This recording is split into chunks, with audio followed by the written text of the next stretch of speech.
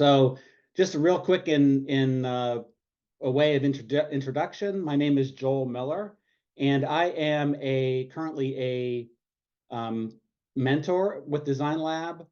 Though I spent most of my 3-decade career in enterprise UX, really focused on employee experience, specialized app design, user research, usability. I'm really happy to be giving this talk today to really share my perspective on what I think is kind of a corner of the UX world that fewer people know about, and especially when you're just getting started as a UX practitioner. So let's go ahead and get into it. Just a few ground rules as we get started. Would like everybody, if you could, to just stay on mute. That'll help with the sound and the quality of everybody being able to listen. Questions are very welcomed. We're going to have some time at the end to go through some Q&A. So please go ahead and put those questions that you have in the chat. And please remember, this is really a safe space. So I would ask everyone to just be mindful of being respectful of other people's opinions, points of view, and things that they may raise during the session today. All right. So the goal today for our talk is really I want to really provide an overview of enterprise UX with kind of an emphasis on those companies that sometimes build software specifically for their own employees to use. And I want to do that by sort of shedding some light on kind of what it's like to work in this type of situation, kind of being what I call enterprise UX insider, especially since this is kind of a lesser area of focus in the UX world. I also plan to sort of highlight some of the unique value, impact, kind of the upsides, downsides, or what I call the quirks and perks for UX professionals. So you can see on this slide kind of what we're going to go through today, a little bit about my background. I'll talk a bit about what enterprise UX and employee experience are.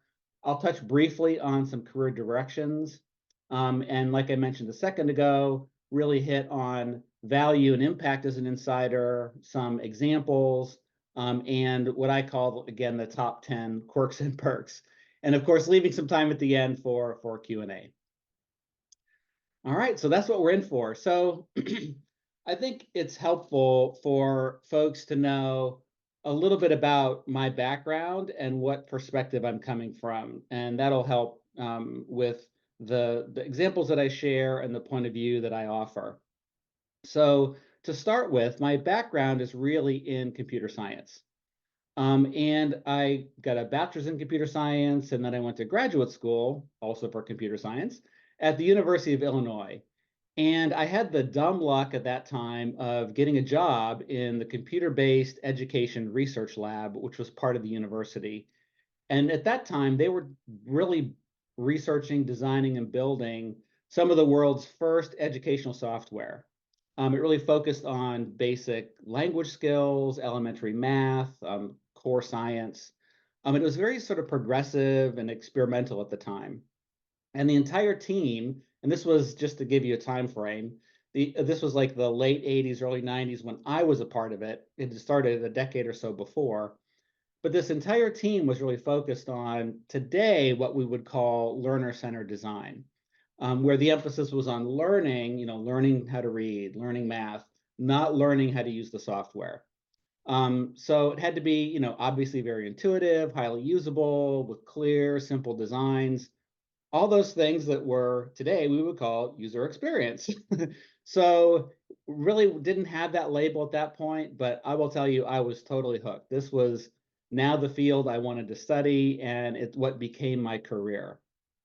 So after really getting exposure to UX, user-centered design at Illinois, I went to get my first real job, which was at Eli Lilly and Company in Indianapolis. For those of you who don't know Lilly, it's a large pharmaceutical company.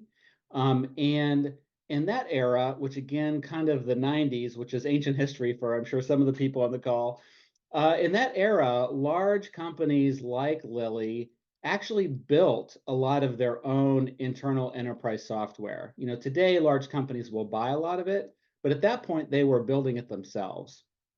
And so here I come into the organization with this weird skill around usability and user-centered design and talking to users and contextual inquiry and design. And it was a perfect fit because the teams could see the value of actually designing some of these things with the users in mind, getting them involved, getting feedback, and using that to guide the design of the enterprise software. So had a great time there at Lilly. I was there for nearly 15 years, doing tons of projects, global projects, local projects. And then in 2006, or almost 18 years ago, I moved to California and started to work at a company called Amgen. Amgen is one of the world's largest biopharmaceutical companies. They're headquartered just north of Los Angeles. And I worked there doing very similar work to what I was doing at Lilly.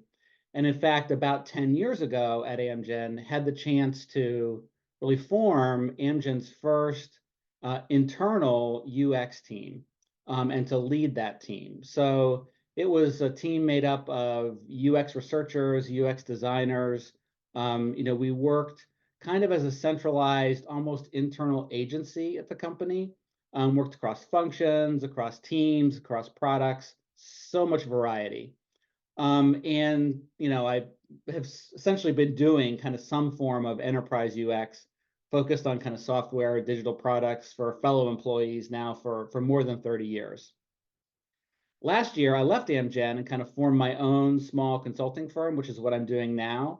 But I still have, as you can hear in this call, a strong passion for enterprise UX, and I'm glad to kind of share my point of view around that and help others understand it as an area as well.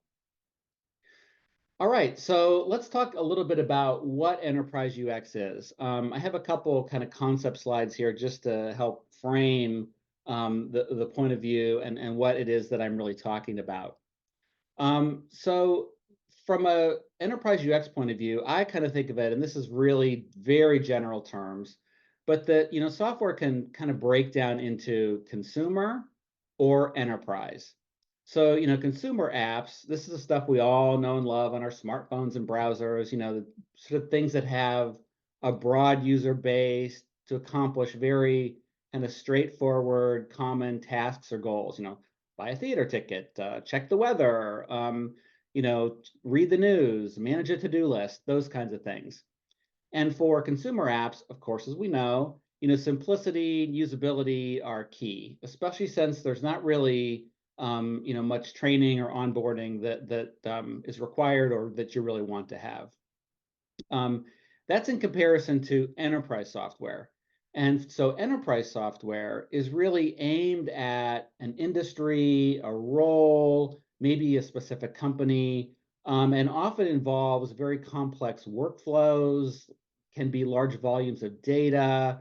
There might be compliance or reporting considerations to be made.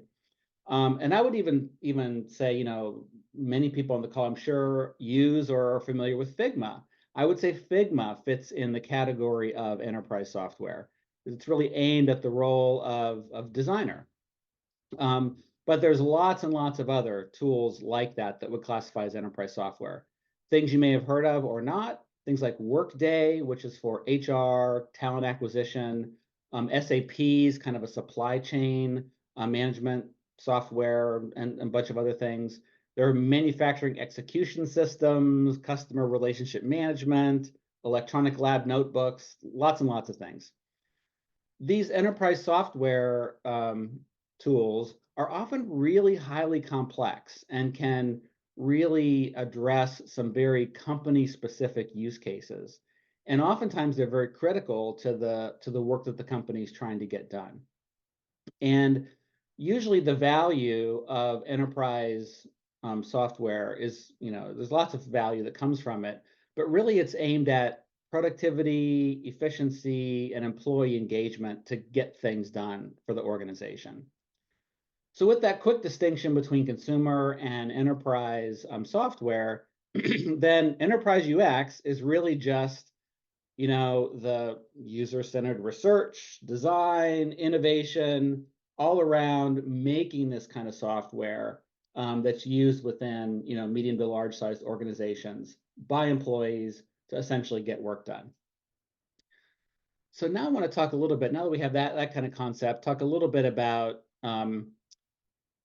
what employee experience is, because I think that is relevant too.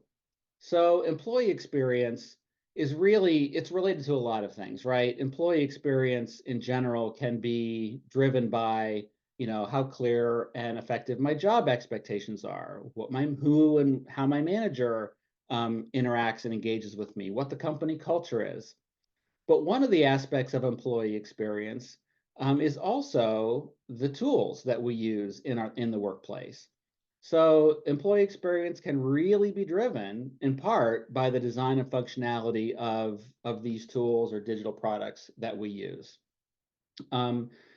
And I think it's helpful, again, to kind of, this is a big oversimplification, but I think to look at what are these types of tools used in companies that I'm referring to. And I again broke it down into two gross big categories. One is sort of the general category. That's, enterprise software where lots of people across the company are using it, to do basic administrative tasks, shared workflows, accessing, key content or resources, information, as compared to role specific or role focused kinds of tools and digital products. So these might be things that are very targeted at, me as a designer, or me as a bench scientist, or as a sales representative, or working in a manufacturing floor. And some of these might involve, very sophisticated functionality and maybe accessing large pieces of data. So these things can, especially with the role focused, can be very specialized. And sometimes they can also be very strategic. These are the things that are driving the value within a company. So, from the places where I worked, this might be things like discovering new medicines or proprietary sales models or, executive decision making. And thinking about that, the strategic value of some of these tools and software, sometimes these things are commercially available. Again, things like Figma, Workday, SAP, but sometimes they're custom built by the company. The needs just can't be satisfied by what's available on the market, or the strategic need is so valuable or so unique that it makes sense for the company to custom build it themselves. And guess what? That's where UX professionals come in. All right, so finally, I want to talk a little bit about, the focus of internal UX teams. So imagine, if you will, UX teams working inside one of these companies. Many of you might already be doing that already in your day-to-day jobs.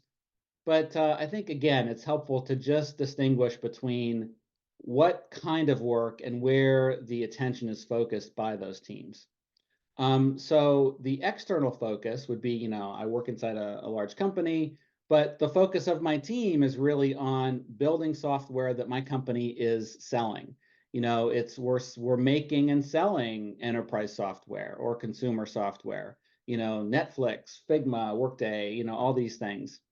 Or the focus can be, and this was really where my career spent, most of my time, is focus on building those internal products, where the things that are used by fellow employees, again, the general or the role-focused enterprise software.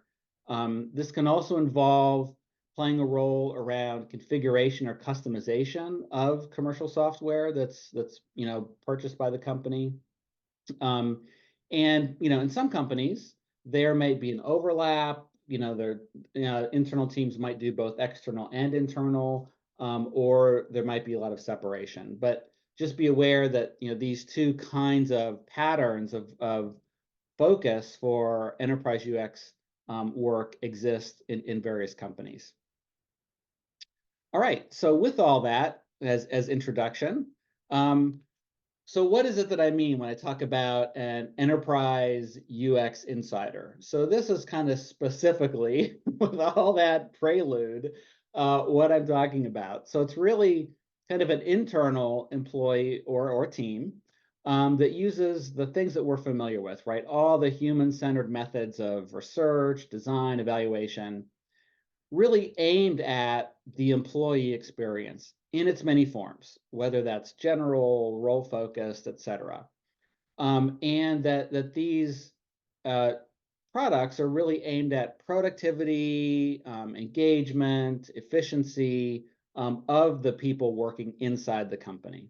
So that's what I mean when I talk about the enterprise UX insider. And I'll be sharing now like some of the interesting, fun, challenging things that that particular slice of UX profession can provide. Real quickly, though, I want to talk briefly about what are some of the enterprise UX roles? Who might actually be one of these enterprise UX insiders? So here, common roles, and guess what? They should all sound pretty familiar because they are. When you're a UX professional, kind of designing these tools or products for fellow employees, all the same UX methods and techniques and roles can apply. Um, so basically, when you're like an enterprise UX insider, the roles are often the same. And it's just kind of helpful to keep that in mind. There's not really any huge difference there. Um, but I do want to talk quickly about like opportunities for career growth. What does it look like, from my experience being in this enterprise UX insider role for so long? I think it's really every company's different. And really you kind of, your results will vary based on where you work.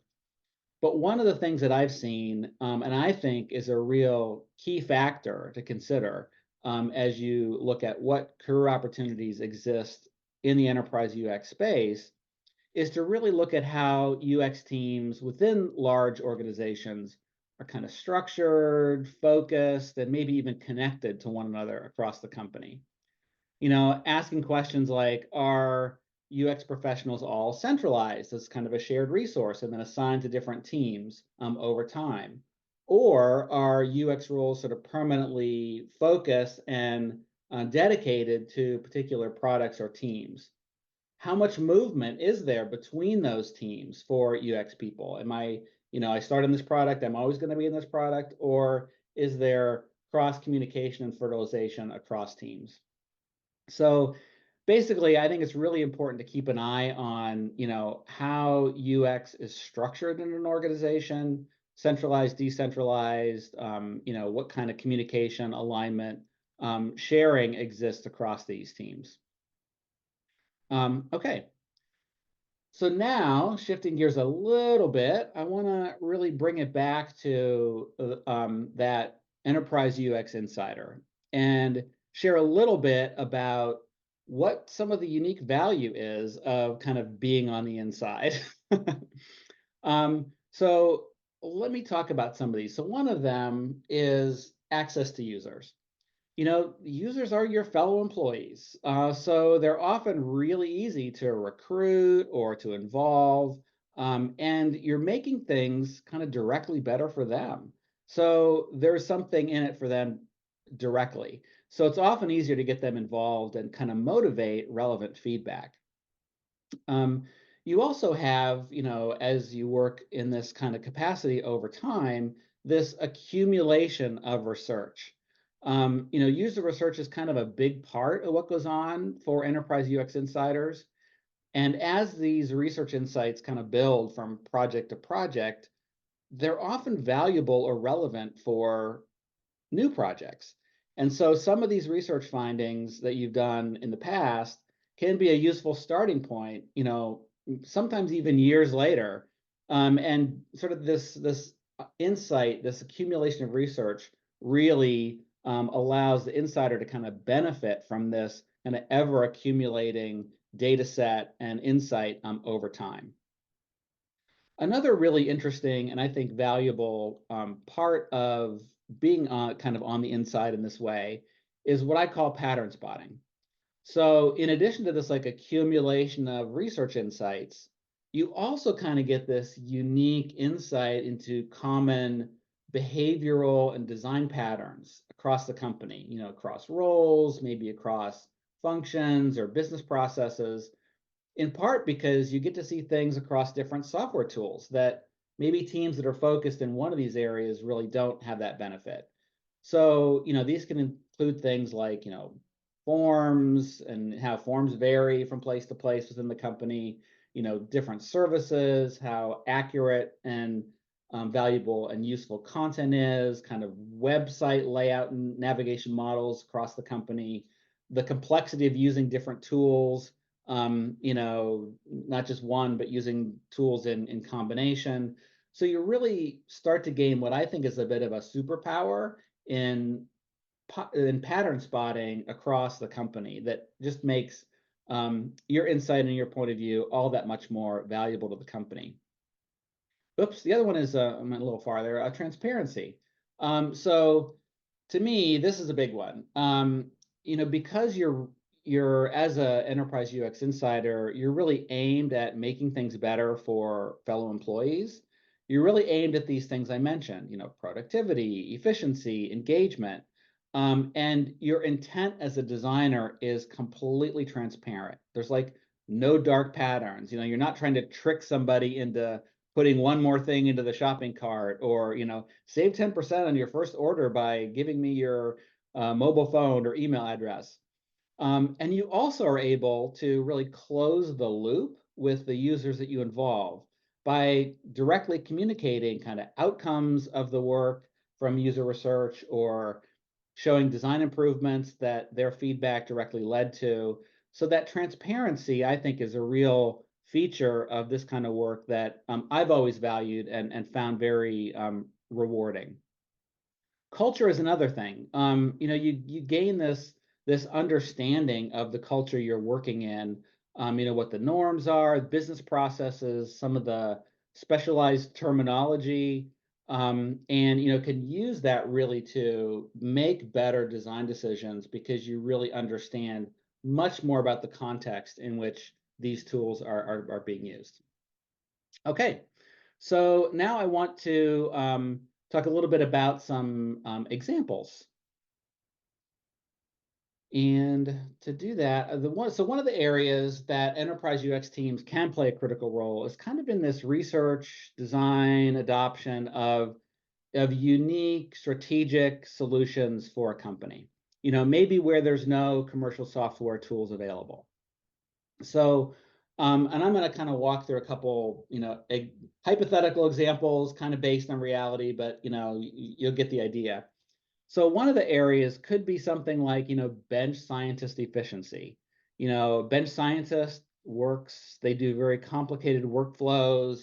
They sometimes will be working with physical tissue samples that kind of need to be inventoried, given unique identifier, assigned to a study, and then tracked throughout the study and beyond. And so a UX professional kind of needs to come into that lab environment, understand the current workflow, the bottlenecks, the complexity of the task that the bench scientist is doing, all while that scientist is wearing goggles, gloves, other protective personal equipment, and then kind of rethink it, design new workflows or different techniques, using, maybe a handheld scanner and entering things on the tablet computer, and how that flow really works. Another example might be something like executive decision support, how to speed up or improve some of the complex decision making that is involved in managing a large portfolio of, things to be researched, molecules to be researched, or global clinical trials to prioritize and conduct. So the UX professional can really be involved in creating kind of this data-rich tool with maybe in-depth visualizations to enable kind of these really complex and important decision making. Another one might be something like, sales rep planning using predictive analytics. So, imagine that a company might have a need for a tool for, pharmaceutical sales reps, that uses kind of novel data sources and predictive analytics to suggest which which healthcare providers might be more likely to prescribe a new medication. So UX designer, insider might really lead efforts on that to design and present that guidance to the reps in an app in a way that's kind of credible, useful, accessible, accurate, and at the right level of detail. And then finally, another example might be something like patient risk reduction in the digital health realm. So this might look like creating a new approach to help patients who have had a heart attack reduce the risk of a second heart attack. Might be through behavior changes, education, goal setting. And in that case, a UX researcher might kind of lead the efforts to better understand, what role do caregivers or family members or others play in overall patient success? And how might that insight really help drive an innovative app or solution? So that's a little bit about kind of strategic solution design. Another big area where these enterprise UX teams can play a critical role is in making better choices when the company is kind of purchasing, some of this externally available or commercially available software. So again, a couple scenarios. Imagine that a large global company over the sort of spread across more than 100 countries is doing a major update to their conference rooms and the audiovisual equipment in particular and the software that runs on them. So, historically, maybe there's been a previously, a lot of bottlenecks and complexities in using some of this and getting meetings started and getting everybody connected. This is where UX professionals can come in, partner with the implementation team to involve employees, from around the globe in working in some setup mock environments to really prototype the conference room setups and to kind of guide the configuration of the in-room equipment or determining what features to turn on or off and kind of better understand and prioritize any related training or adoption needs. Another example that can come is this example of internal or gig marketplace enablement. This is really about comparing software before it's purchased.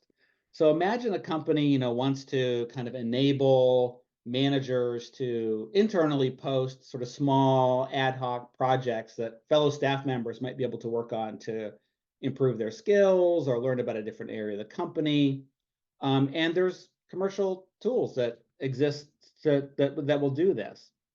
In this example, a UX team might help the project team select which of those available commercial off-the-shelf project products to buy by doing a kind of a comparative usability review, like a task-centered usability review with employees to kind of directly compare these options before the purchasing decision is made.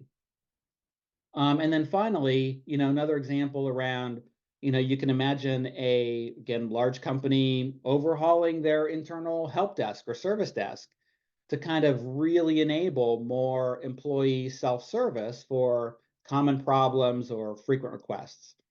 In that case, the UX professional inside might really lead the redesign of the information architecture for the thousands of self-help articles that exist to make finding that key information easier.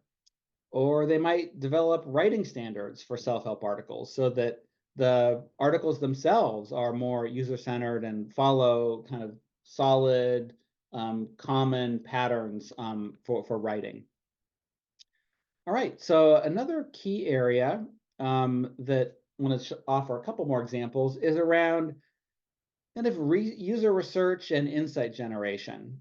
This is again where the user research is can be a big part of enterprise UX, and this is some of the kinds of internal research that becomes really valuable. One of those is persona research, role-based persona research. Imagine that there's a need to deeply understand kind of specific roles in the company and kind of zero in on bottlenecks or frustrations. What does a day in the life really look like for a computational biologist? What are the needs, patterns, or opportunities? And use that information, that data, to really inform efforts to innovate or retool certain work practices or tools or information. And in this case, like the UX team really can be called on to do interviews and contextual inquiry and observations and other kind of user research to create these sort of rich data-driven personas that really serve as a key input into innovation. Another example might be, imagine a company's moving to, back in the days when people worked in offices, move to kind of an open office concept and, involving a internal UX team to really help conceptualize like what are different work styles and what might a framework look like based on, again, employee interviews, observations, other data to kind of characterize these different work styles and build a framework that really helps the team who's doing the space planning, the room setup, the audiovisual equipment strategy to really make better informed kind of user-centered decisions. And then finally, another quick example, just what I like to call kind of patterns of finding. Again, large companies often have enormous volumes of content, databases of all kinds of things, maybe policies, SOPs, presentations, all kinds of stuff. Think millions and millions of items, right? Let's assume that there's a goal to kind of improve this internal search for staff. A UX team could really set out to conduct direct research that helps kind of gain important insights and highlights some of the differences in needs and context around employees or different business areas or maybe even different countries. Driven by things like how frequently do people search? What are the complexities of the search? How familiar are people with the content domain? And kind of use this sort of insight to really arm the search team with a way to think about these core behavioral patterns of finding that exist within the company and use that behavioral patterns of finding to better enhance, update, and make this whole experience of finding better in the company. All right, so we've talked about a lot, but I do want to kind of spend some time now talking about, again, what I call kind of the quirks and perks. Basically some of the quirky things about being an enterprise UX insider and what I think of, some of the perks. So I'll start first with the quirks, and there are definitely more than 5, but we only have a limited time. So I'm going to touch on these. Some of these might sound familiar to a lot of you out there, but so let's kind of get into it. So one of them is resource constraints. Surprise, surprise, resources are constrained.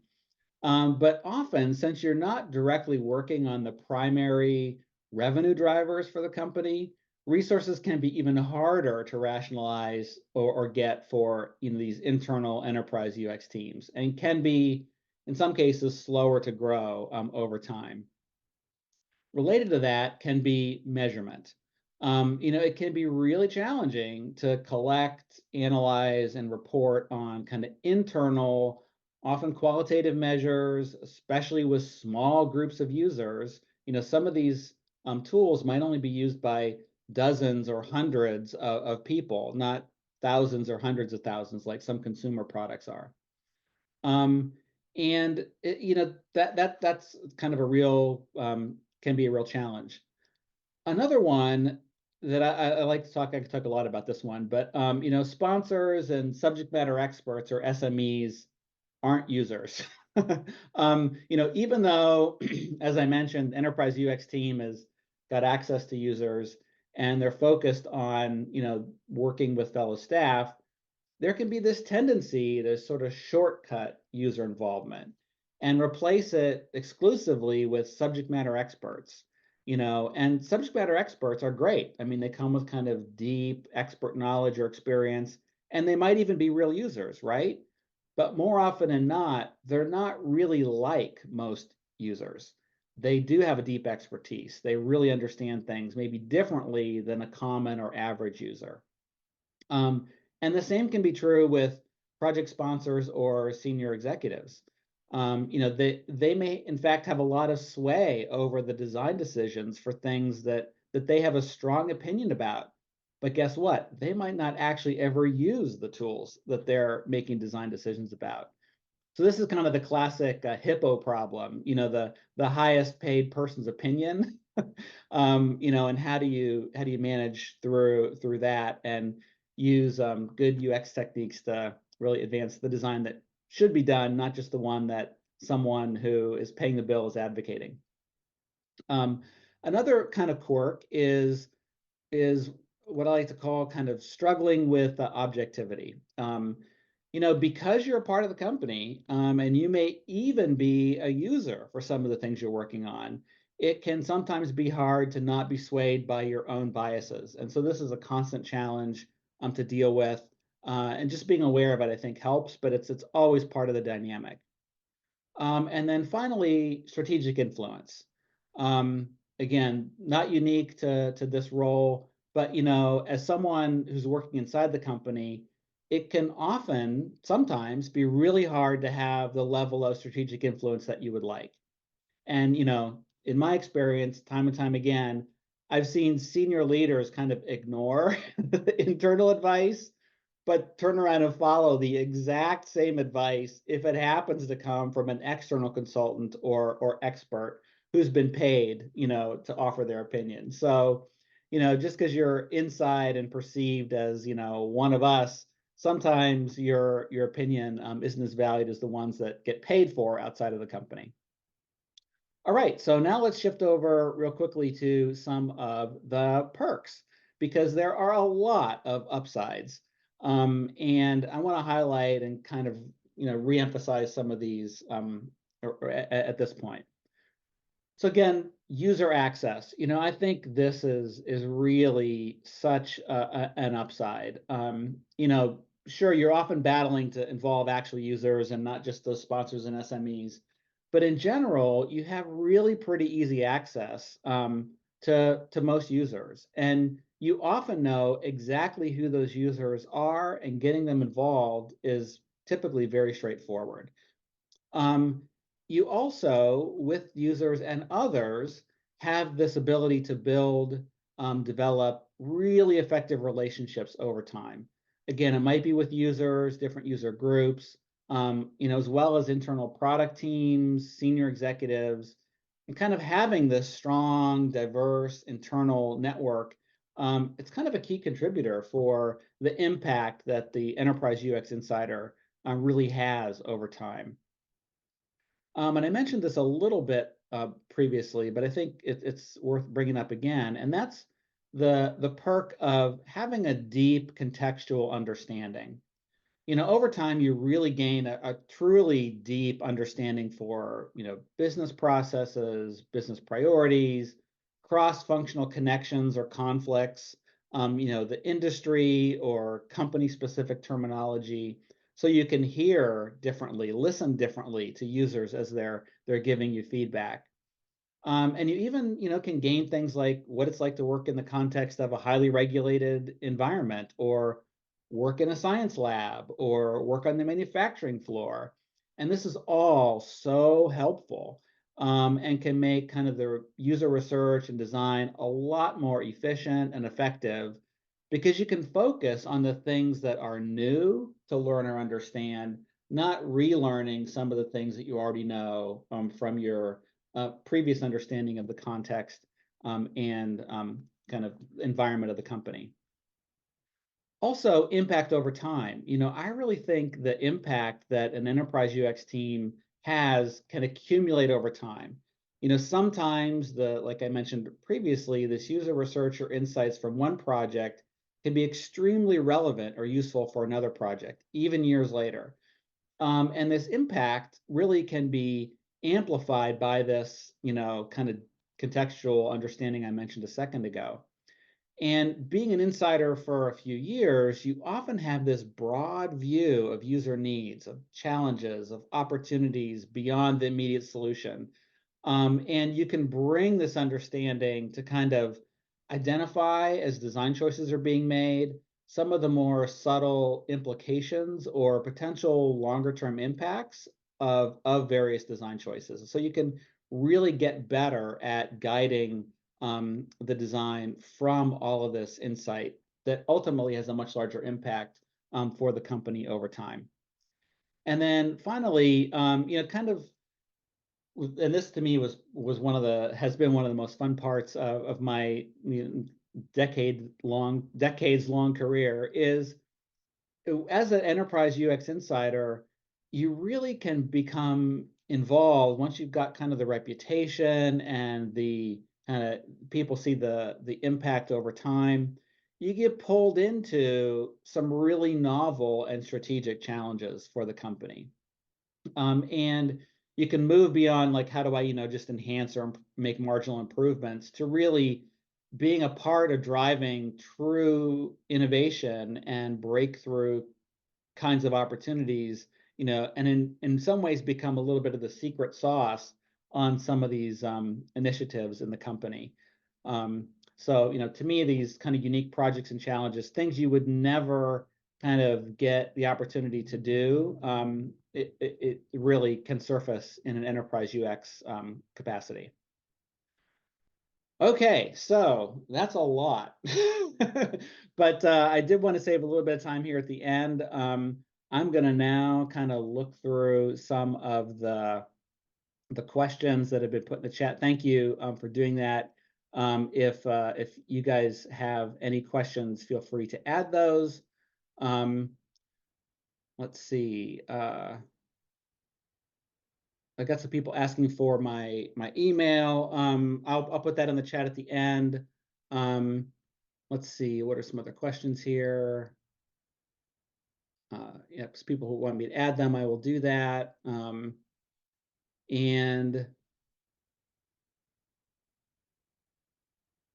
looks like somebody's got their AI assistant taking notes for them. That's great. Yeah, some other examples of enterprise software.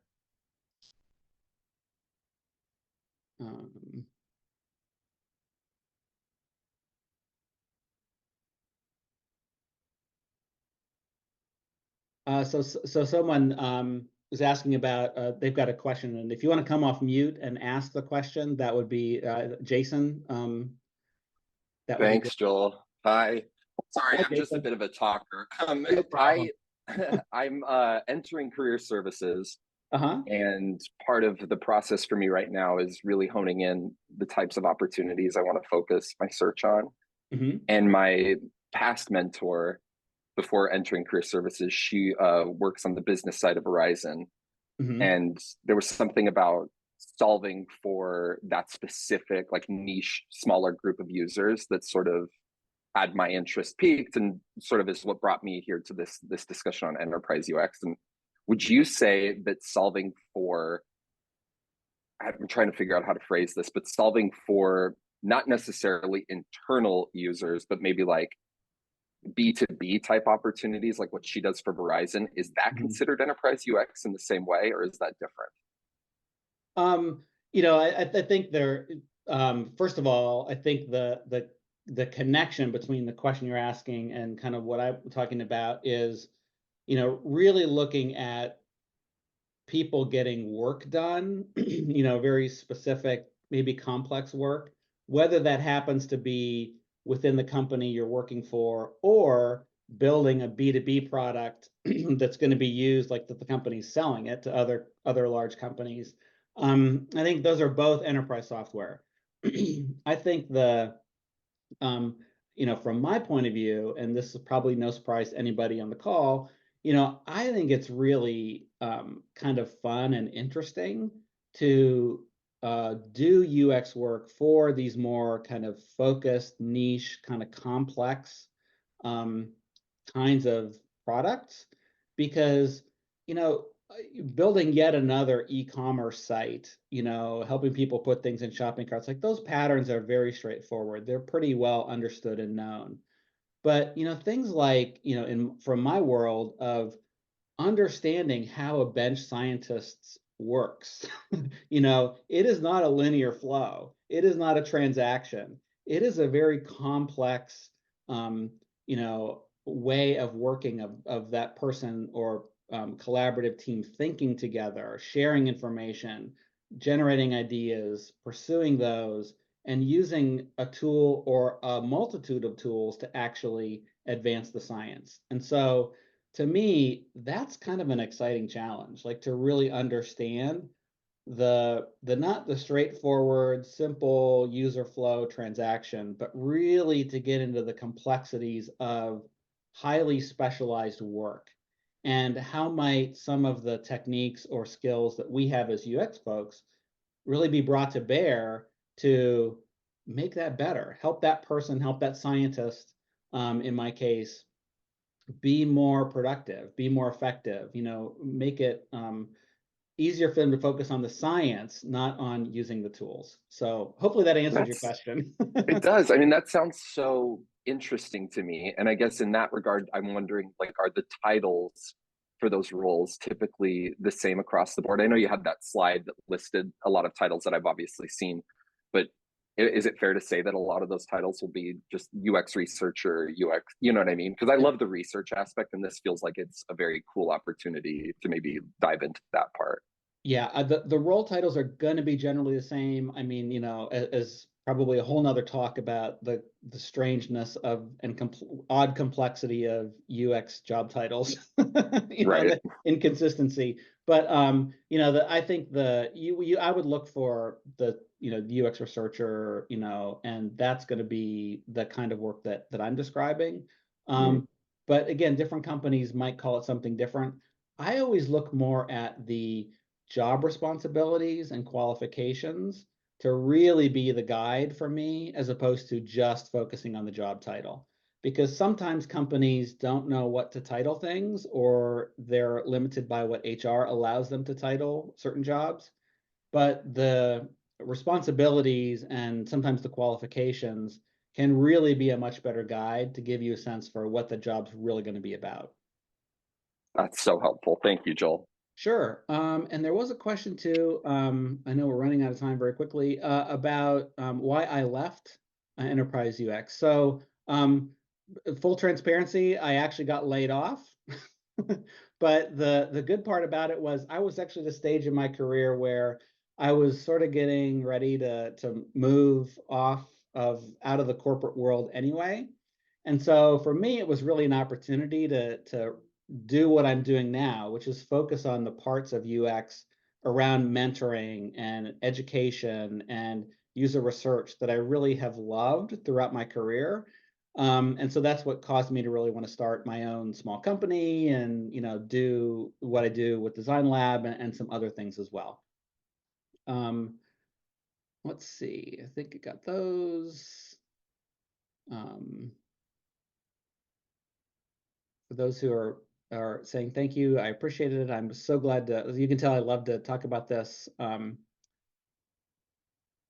There's a question about how receptive are enterprise UX companies towards hiring new UX UI designers. Any tips on the field? So great question. So, I was the director of UX design at Amgen, and the I was looking when I hired people, I hired some junior people. It wasn't just looking for senior people, because and I know this was true where I worked, and I think this is true for some other, especially larger companies.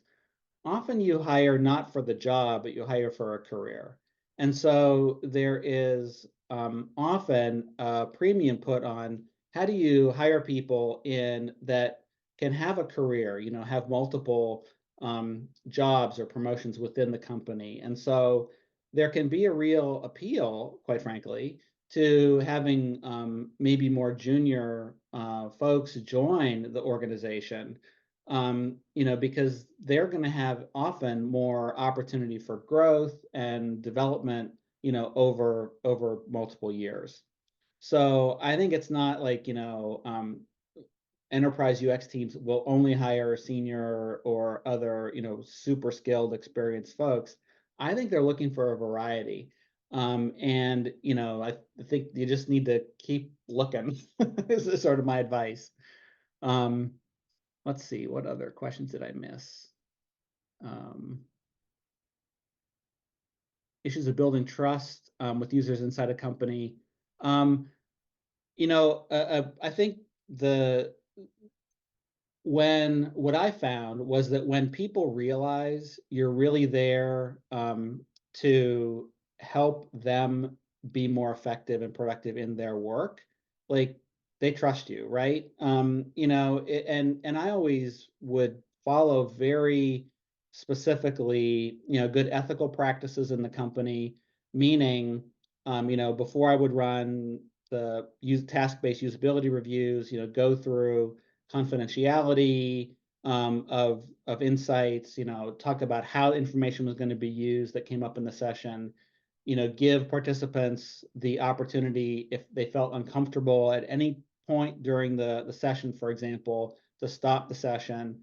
So, I think it's the same kinds of techniques that you should be using regardless, but you also kind of have a little bit of the built-in trust because you're already a part of the company, right? You're one of us, if you will. And so, I would always respect that and leverage that, and really bring it back to, we're here today to help make things better for you ultimately. And surprise, surprise, people like it when you're there to help make things better for them. Um, Hopefully that answered your question. Let's see. Currently interviewing for an entry-level customer experience and operations internship position with an enterprise software company. Great. I think, it's a good question about you getting started.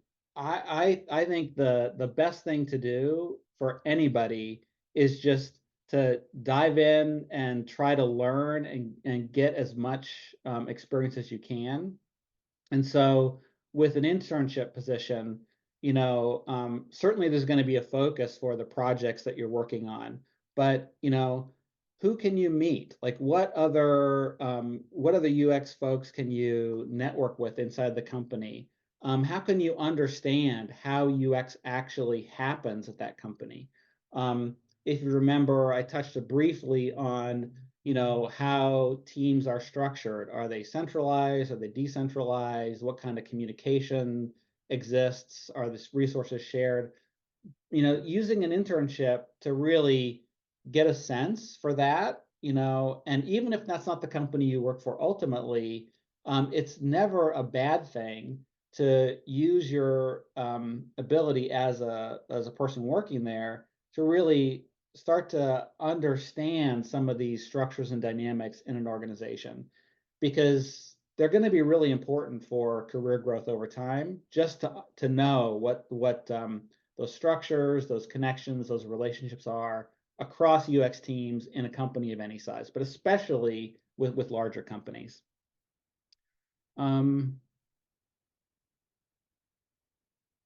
It says it's a mature startup. I don't think they have a UX team yet. So, welcome to the UX team of one, right? That's a whole other talk. And it comes with its own quirks and perks for sure. I think participating in things like this, networking with other UX professionals outside of the startup can be a really good strategy for kind of calibrating like what should be happening, and what can you bring to the company.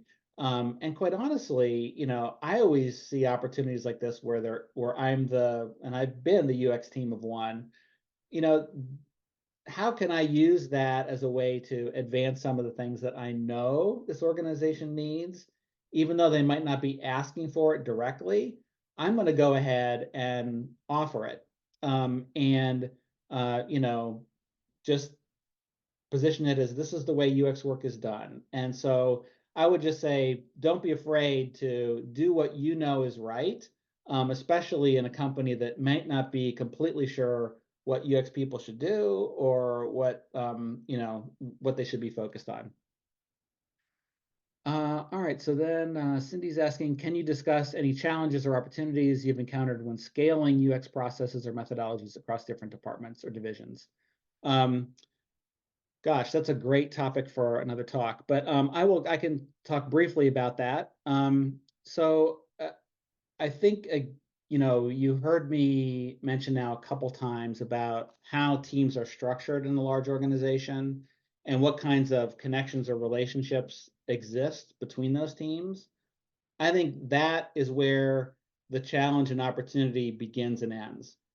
In other words, if you're working in an organization where, you've got UX teams dedicated to, various product teams across the company, and those UX teams don't talk to each other, or are in some cases in competition with each other, it's going to be really challenging. If, on the other hand, you've got these same, dedicated UX resources across product teams, but there's actually a UX community that exists kind of cross product. That's a really healthy sign to me. That means that you've got the opportunity to align, to maybe build common tools or design systems or things that can help everybody, and not just advance the goals and needs of one particular product. So I think a lot of the question, the challenges and opportunities really are clear once you understand what the relationship is between UX teams inside a company. If they're healthy and there's a lot of alignment, a lot of communication, do teams do design critiques together, right? Cross-functional, cross products. That's a really good sign, right? But where they're siloed and defensive and really competitive, I think the opportunities and challenges might be, how do you reduce the silos? How do you reduce the competitiveness? How do you reduce those walls that exist between teams? So hopefully that in a very quick way kind of gives you a little bit of insight. So and we are kind of at the end. I do want to add my email here, because a couple people asked for that. I'll give my Gmail, which is joelsantamonica@gmail.com. There, I put it in the chat. I am recording the session today, but unfortunately, Design Lab is not going to be, I think, making that available for these design talks.